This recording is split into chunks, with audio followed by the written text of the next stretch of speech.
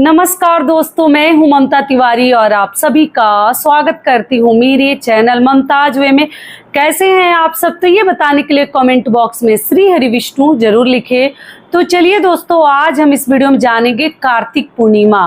पूर्णिमा का व्रत हमें कब रखनी है, स्नान दान हमें कब करनी है, कार्तिक पूर्णिमा के दिन और कौन कौन से जो कार्य हैं हमें करनी है, लास्ट आखिरी दिन है, और पूर्णिमा के दिन के संपूर्ण नियम विधि, सुबह से लेकर शाम तक के देव दिवाली है उस दिन, सभी प्रकार के नियम विधि आज हम इस वीडियो में जानेंगे।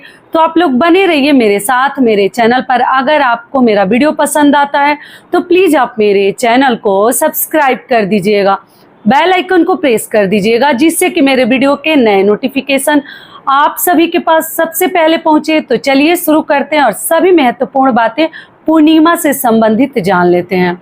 तो सबसे पहले दोस्तों आपको बता दूं, कार्तिक का महीना और कार्तिक पूर्णिमा अपने में महान मानी गई है। बहुत अधिक पावन और पवित्र महीना है कार्तिक का। किसी भी प्रकार का नया व्रत शुरू कर सकते हैं और कार्तिक में कोई भी शुभ कार्य आप कर सकते हैं। विष्णु भगवान का प्रिय महीना है। विवाह शादी शुभ कार्य सभी प्रकार के शुरू हो जाते हैं। तो हमें पूर्णिमा के बाद से फिर जो है हमारा जो है कृष्ण पक्ष शुरू हो जाता है। तो शुक्ल पक्ष में अगर किसी भी प्रकार के आपको जैसे व्रत वगैरह उठाने हैं तो आप लोग उठा सकते हैं पूर्णिमा से पहले। तो पूर्णिमा के बाद से हमारा मार्गशीर्ष महीना शुरू हो जाता है और कृष्ण पक्ष भी शुरू हो जाएगा। तो इसलिए कोई नया व्रत मतलब कृष्ण पक्ष में कोशिश करते हैं कि ना उठाएं। तो आप लोग जैसे कार्तिक पूर्णिमा से पहले जो भी नया व्रत वगैरह शुरू करना चाहती हैं, साप्ताहिक हो या और भी कोई व्रत आप लोग सोच रही हैं, आप लोग उठा लीजिएगा। ये हो गया। तो आपको बता दूं कि 2024 में कार्तिक पूर्णिमा, गुरु पूर्णिमा, आप लोगों को मालूम है गुरु नानक जयंती भी है उस दिन, देव दिवाली हमें कब मनानी है, 15 नवंबर को दिन है शुक्रवार का। तो शुक्रवार का दिन है, उसी दिन हमें पूर्णिमा के जो भी नियम धर्म है सभी कार्य हमें शुक्रवार को ही करने हैं। और एक चीज और बता दूं, जो लोग भी पूर्णिमा का व्रत रखते हैं हर माह का, तो आपको पूर्णिमा का व्रत हो या आपको जैसे स्नान दान की पूर्णिमा हो, कथा कहलवानी हो, श्री सत्यनारायण भगवान की कथा कहलवानी है, सभी कार्य आपको 15 तारीख को ही करने हैं। 15 नवंबर को देव दिवाली भी हमें मनानी है।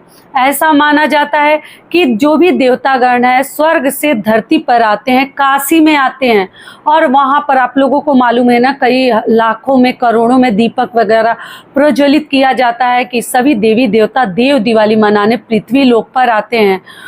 तो इसलिए आप अपने घर में भी आप लोग दिवाली जैसा दीपक वगैरह प्रज्वलित करके कार्तिक पूर्णिमा के दिन रख सकते हैं।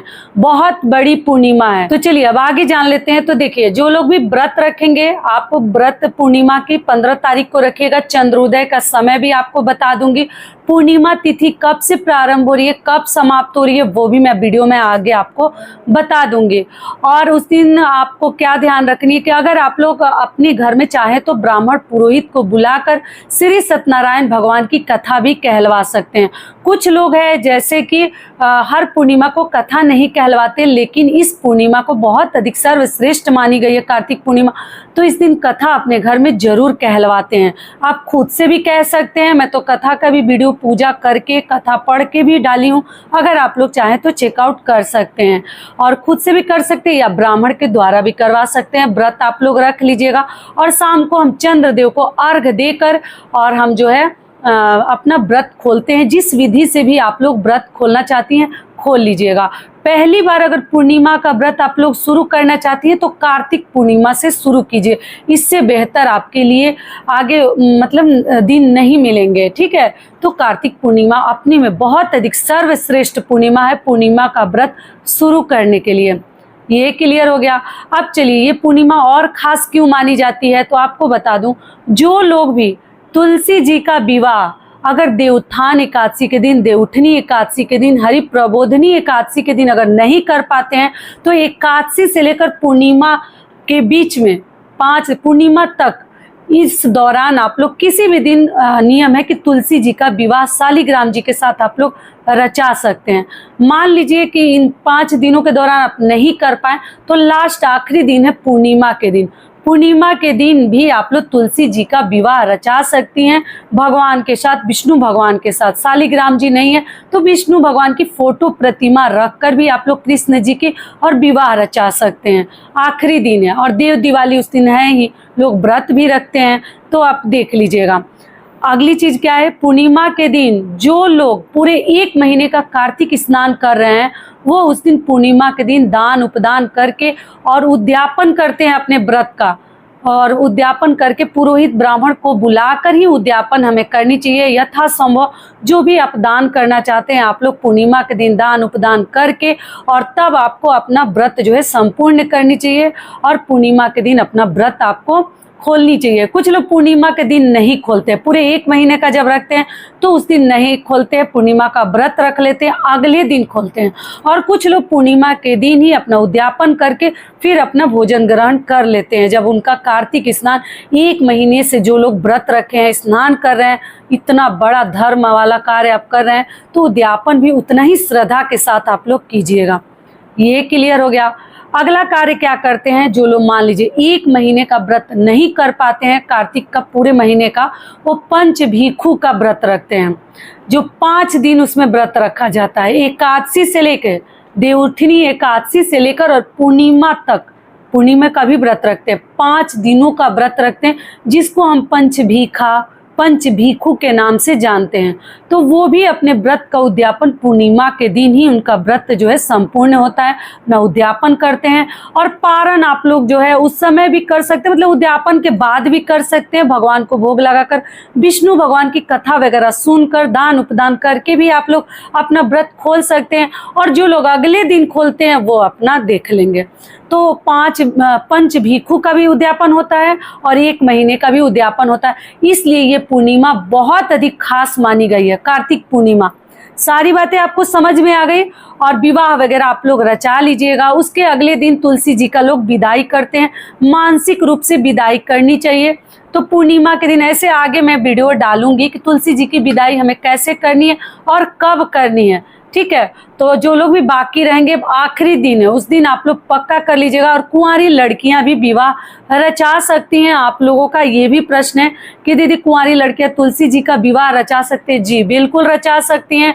और हम खोइछा वगैरह तुलसी जी का भर के एकदम जैसे विवाह में नियम विधि रस्म निभाते हैं ना, ठीक उसी प्रकार से कोशिश करनी चाहिए कि हमें तुलसी जी के विवाह में वो सभी अपनी श्रद्धा दिखा देनी चाहिए, उस विधि से ही करनी चाहिए। गन्ने से मंडप वगैरह बनाकर तुलसी जी का आप लोग विवाह रचिएगा। और जो लोग बनारस काशी वगैरह जाएंगे तो देव दिवाली मनाएंगे ही, तो हम लोग अपने घर में ही श्री सत्यनारायण भगवान की कथा वगैरह करके घर में चारों तरफ दीपक प्रज्वलित करके हम लोग देव दिवाली का जो पर्व है, व्रत है, मनाएंगे पूर्णिमा के दिन। तो आशा करती हूँ सभी बातें अभी आप लोगों के समझ में आ गई होगी। और इससे पहले दोस्तों, अगर आपको मेरा वीडियो पसंद आता है तो एक छोटी सी लाइक जरूर कर दीजिएगा, क्योंकि आपकी एक छोटी सी लाइक से हमें बहुत अधिक हिम्मत और प्रेरणा मिलती है, तो जरूर कर दीजिएगा, ठीक है। और जो लोग गुरु नानक जयंती मनाते हैं तो आप लोग गुरु नानक जी का पूजा पाठ करके उनका जयंती भी जो भी सिख धर्म के लोग हैं वो मनाते हैं। चलिए अब आगे जान लेते हैं पूर्णिमा तिथि कब से प्रारंभ हो रही है, कब समाप्त हो रही है, पूजा का शुभ मुहूर्त क्या है। तो आपको बता दो, पूर्णिमा तिथि प्रारंभ हो रही है 15 नवंबर दिन शुक्रवार को सुबह 6:20 से, और पूर्णिमा तिथि समाप्त हो रही है 16 नवंबर दिन शनिवार को सुबह 2:57 पर समाप्त हो जाएगी। ऐसे हमें उदय तिथि को ध्यान में रखते हुए हम 15 नवंबर दिन शुक्रवार को पूर्णिमा का व्रत रखेंगे, ठीक है। और पूजा पाठ, स्नान दान सभी कार्य पूर्णिमा वाले हम 15 नवंबर को ही करेंगे। और चंद्रोदय का समय है शाम को 5:07 पर आप लोग अर्घ दे सकते हैं। तो सारी बातें क्लियर हो गई। तो ये वीडियो मेरा यहीं तक का था, फिर मिलती हूँ एक नए वीडियो में। तब तक के लिए नमस्कार, स्वस्थ रहिए, सुरक्षित रहिए, और जहाँ कहीं भी रहिए खूब खुश रहिए। धन्यवाद।